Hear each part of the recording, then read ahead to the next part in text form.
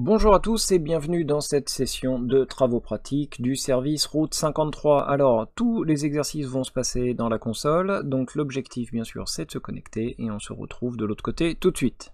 Alors, nous voici dans la console et nous allons tout de suite faire une toute petite chose avant de continuer, c'est d'aller dans le menu en haut à droite et de regarder notre tableau de bord de notre facturation pour nous assurer qu'on a bien éteint tous nos services, qu'on n'a pas reçu d'alarme concernant la facturation, puisque vous vous souvenez qu'on a quand même positionné des alarmes, et on va avoir un petit tableau récapitulatif des utilisations, des principales utilisations pour le mois actuel. Donc normalement vous devez avoir la même chose que moi, si vous avez bien éteint correctement vos instances, si vous avez bien supprimé votre compartiment S3, si vous avez bien, on n'a pas vu encore, voilà, éteint nos instances EC2.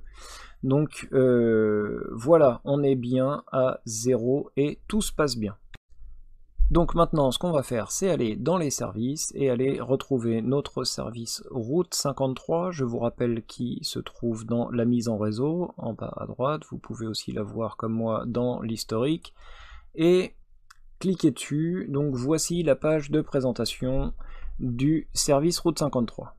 Donc on voit les principales fonctionnalités, la gestion du DNS, la gestion du trafic, la disponibilité et de la surveillance, et l'enregistrement de domaine. Alors pour cet exercice, ce que l'on va faire, c'est qu'on va enregistrer un domaine. Alors pour ceux qui ne veulent pas dépenser, puisqu'un domaine ça coûte environ entre 12 et 20 $, vous pouvez vous contenter de suivre ce lab directement en regardant. Pour ceux qui souhaitent enregistrer un domaine parce que vous avez envie de vous lancer, eh bien vous allez pouvoir suivre les indications.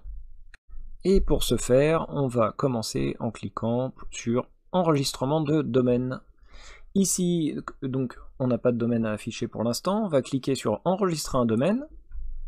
Donc l'objectif c'est de vérifier la disponibilité d'un nom de domaine. Donc si on dit cours-d'informatique-en français, français tout court, voilà, on va vérifier le .com, ça prend quelques secondes, voilà, c'est instantané. Donc du coup ça coûte 12 $ par an. On peut se rendre compte ici que en .io ça coûte un petit peu plus cher.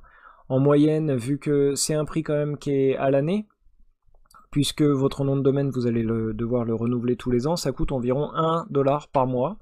Donc c'est pas très cher. Et ce que l'on peut noter aussi, c'est qu'ici AWS vous fait des suggestions si vous n'avez pas trop d'idées. Des fois c'est un peu compliqué de choisir un nom de domaine, donc voilà, ils ont une espèce d'algorithme qui permet de faire des propositions. Donc le sous-total 12 $, ici vous pouvez sélectionner le nombre d'années, moi je vais sélectionner une année et je vais cliquer sur continuer.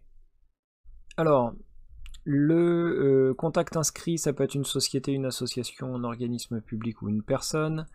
Ici vous pouvez splitter, séparer les noms en fonction de l'administratif et de la technique, puisque des fois il y a une entreprise avec un administrateur qui va enregistrer un nom de domaine, mais par contre l'administrateur technique c'est pas tout à fait le même, et vu qu'il y a une espèce de responsabilité par rapport au contenu de l'hébergement, des fois il est important de séparer. Donc là, étant donné que ce sont des informations personnelles, je vais passer à l'étape suivante directement.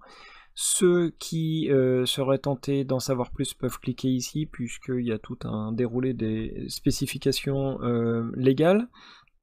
Et aussi concernant la protection de la confidentialité, si vous souhaitez masquer vos informations de contact pour les requêtes WHOIS, alors les WHOIS c'est qui est-ce en anglais, c'est un moteur qui directement va vérifier les enregistrements register et dire tout un tas d'informations, et en gros si ces informations ne sont pas confidentielles, à ce moment là elles deviennent publiques et tout le monde peut y avoir accès. Donc là ce qu'on vous explique c'est que si vous voulez que la protection de la confidentialité masque certaines informations de contact pour les domaines.com, il faut cocher activer. C'est bien ça, si vous sélectionnez désactiver, vos informations de contact seront disponibles publiquement. Voilà, donc l'objectif c'est de laisser activer. Pour garder un petit peu de vie privée, ça fait pas de mal. Voilà, donc l'enregistrement du nom de domaine est effectué. On va pouvoir cliquer sur accéder au nom de domaine. Il faut noter quand même que l'enregistrement d'un domaine peut prendre jusqu'à 3 jours, ce que je n'ai jamais constaté, puisque en général, lorsqu'on réserve un nom de domaine, en quelques dizaines de minutes, c'est tout à fait accessible. Donc on va patienter jusqu'à ce que ce soit disponible. Alors, accéder au domaine, comme on voit, le nom de domaine, l'enregistrement de domaine est en cours, et on va mettre en pause tout de suite.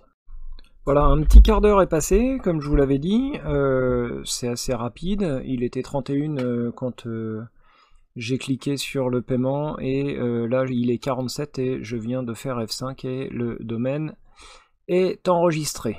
Donc voilà, nous avons un domaine enregistré, nous arrivons au terme de notre premier atelier.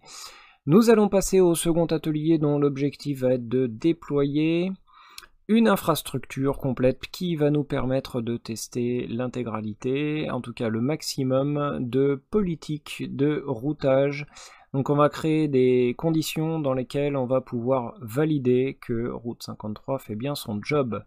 Ensuite, on passera à un troisième petit atelier qui consistera simplement à créer les zones de redirection ad hoc pour que notre nom de domaine pointe bien vers notre compartiment S3, qui lui hébergera donc un site web statique. Ce sera un cas d'usage excellent puisque ça nous permettra de tester le modèle AWS, à savoir de payer pas grand chose pour un service, c'est-à-dire qu'une fois que le domaine est enregistré, derrière on va pouvoir héberger notre site web gratuitement. Voilà, donc pour ceux qui ont le temps, je vous retrouve tout de suite dans l'atelier suivant. Pour ceux qui n'ont pas le temps, je me ferai un plaisir de vous retrouver quand vous reviendrez. Je vous dis à bientôt.